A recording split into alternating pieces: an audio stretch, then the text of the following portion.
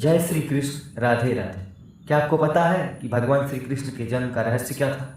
महाभारत कथा के अनुसार जब पृथ्वी पर चारों ओर कंस का हाहाकार मचा था, समस्त पृथ्वी त्राही त्राही कर रही थी, तब स्वयं भगवान श्री हरि विष्णु ने मानव रूप में अवतार लेने का सोचा। उधर कंस अपने परम मित्र वासुदेव से अपनी प्रिय बहन देवकी का विवाह करवा देता है, और जब वह उन दोनों को अपने रथ में बैठाकर उनके भवन तक पहुंचा रहा था, उसी समय मेघ गर्जना होती है और आकाशवाणी होती है कि हे दुराचारी कंस, जिसे तू अपने रथ पर बैठाकर ले जा रहा है, उसी देवकी और वासुदेव के 8वें पुत्र द्वारा तेरा वध होगा।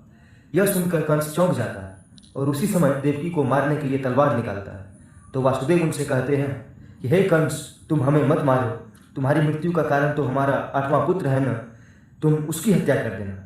कंस मान जाता है और कहता है कि मैं अपनी मृत्यु के कारण को ही समाप्त कर देता, न रहेगी देवकी और वासुदेव और न ही जन्मेगा उसका 8वां पुत्र।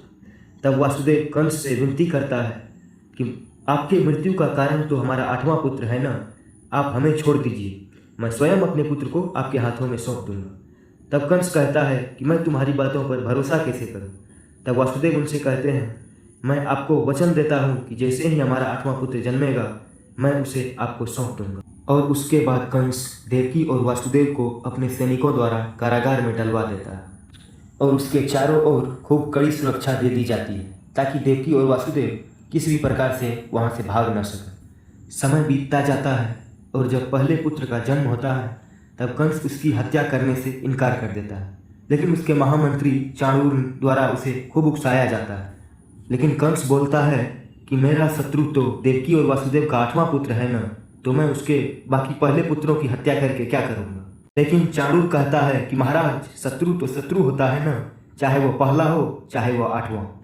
यह सुनकर कंस क्रोधित हो जाता है और वह कारागार की तरफ तेजी से बढ़ता है और जाकर देवकी के गोद से उसका पहला पुत्र छीन लेता है और उसकी आंखों के सामने उसे दीवार पर जोरों से पटक देता है। देवकी चीखती चिल्लाती रह जाती है और वह अपनी आंखों के सामने अपने पुत्र की हत्या का दृश्य देखते रह जाती है।